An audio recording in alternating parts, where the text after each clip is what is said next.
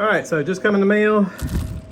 I got actual screws with the little receiver ends that go in the clip areas and some push pins that are long enough. So this, I should be able to put this back underneath the Murano. So let's get her jacked up and go under. All right, so these clips just go over this plastic piece, and the way they're shaped, let me get one, I'll show you. The way they're shaped is it's got a little like C around it, and it's got a nub on the end. I put the nub on the upside because there is something there, but I tried getting it started with the bolt and it won't go. The I guess you call it a bolt, screw, whatever.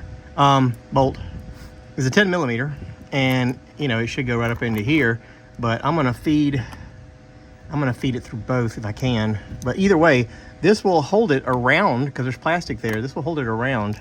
So when I put that nut through it, it should grab onto that and hold it in place. So I'm gonna start with the front and do that one, all right? All right, so I now have 4 bolts, okay, in the front. And then I also have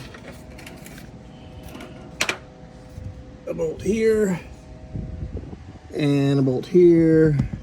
And then I got push pins that I had to re-drill holes for because they're not lined up exactly like they are from the factory. Because this is just as an aftermarket doohickey. But I will say, I have pulled on it now and it's not coming loose. Everything's tight. I feel better about this than I did the other thing.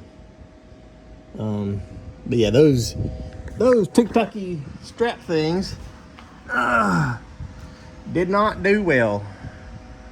They all snapped. Every single one of them snapped. Of course, it's not very thick, so I don't know what I was expecting. But yeah, this stuff is just better. It's just better.